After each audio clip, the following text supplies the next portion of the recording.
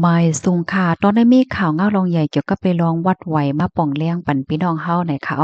อยู่ที่ห้องการลงฝ่ายกดทัดก้นข่าวออกเมื่อใจดอนเก้งใหม่ค่ะป่องเลี้ยงแจ้งข่าวถึงพี่น้องแห่งการ3เจิดจาดค่ะเนาะอำว่าได้เป็นพี่น้องกวนเมืองลาวกวนเมืองคมตุ่มแลกวนเมืองเวียดนามค่ะตีอันลงเส้นสายไม้เฮ็ดวัดไหวกว่าเมื่อป่นมาเลือนโทนที่11อำนั้นก็ที่ห้องว่ามติครมเมื่อวันที่11เดือนธันวาคม11ปี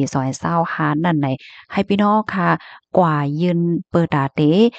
เก็บข้อมูลอำนั้นก็เก็บอัตลักษณ์ในขณะที่ลุ่มฝ่ายกวทัดก้นเขาออกเมืองตมตั้งแต่มื้อในดอกปอถึงวันที่24เดือนธันวาคมที่2ปี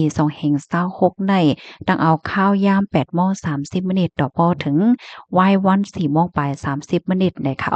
เพิ่นลิกเพิ่นไล่อันพี่น้องค่ะกึ่งลีไลห่างแฮ่นกว่าได้ก่อในเตเป็น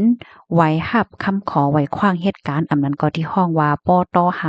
50 ค่ะไว้ตืดเงินอำนั้นตั้งไทยที่ห้องว่าใบเสร็จรับเงินอันลูกมาที่ห้องการฝ่ายจัดหาการงานค่ะที่3เนี่ยก็เพิ่นลีกยืนยันลองจ้องคิวว่าจังไหนเนี่ยค่ะให้พี่น้องเฮาค่ะห่างแฮ่นเพิ่นลีกเพิ่นไล่อันว่ามาใน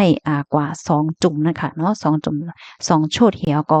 กว่าที่ห้องการฝ่ายกวดทัดก้นเข้าออกเมืองว่าได้ค่ะอันนี้ก็ได้เรียกว่าเป็นข่าวง่าวรองใหญ่ค่ะเนาะบางเจ้อก็ได้เหี่ยวโตหลิงงามกว่าเหี่ยวบางเจ้อก็อำปะไลเฮ็ดเนี่ยก็ให้พี่น้องค่ะคับขึงให้เหี่ยวจ้อมหนังกินข้าวยามตีอันเปิ้นมักมันมักคานไว้นั่นเสกำค่ะมื้อเดียวก็วันที่8เหี่ยวในค่ะเนาะเกิดเที่ยงข้าวยามอำไลวันก้อยในค่ะเพราะว่าแห่งการในขณะเปิ้นลงเส้นสายหมายเฮ็ดวัดไหวใหม่1ปอก1ปอกในค่ะเนาะที่หนึ่งก็ลงเส้นสายหมายเนาะที่สองก็กดทัดป้ายอยู่หลีปยก็เฮ็ดไว้ขวางเหตุการณ์ป้อไว้ขวางเหตุการณ์ยก็ลงเส้นสายไม้ตีฝ่ายกดทัดก้นเขาออกเมืองได้มันเป็นคักเป็นตอนเฮ็ดจังไหนคะแนนะเมื่อเหลียวในก็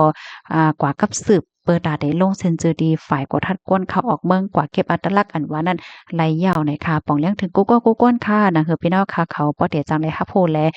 ตกลาวตกลื่นนั่นก็เจอกันสเปิ้นแพ้แช่กว่าใส่กำค่ะแห้งเลยว่าเป็นรองใหญ่หลานเนี่ยจึงสร้างเจ้าหนังว่าพี่น้องค่ะลงเซ็นสายไม้กว่ากดทัดไปอยู่หลีแล เฮ็ดไว้ให้การยาวก้อยก็ว่าพี่น้องค่ะเฮ็ดให้มันพอเจเจ้าหนังอันเปิ้นมักมันไว้นั่นแหละจึงสร้างถูกแหนอันพี่น้องค่ะขับขึงมาอ่อนนั้นนั่นก็สำเร็จจังซุ่มเป็ดกว่าก้อยเฮ็ดจังได๋ค่ะออกกำนันแลหนังเฮอเต็มรู้ถามตื้อตั้งนั่นก็สืบหมอกปันกันเสกำค่ะเนาะก็ไม่ใจถึงพี่น้องค่ะกูก็ค่ะเนาไว้สูงค่ะ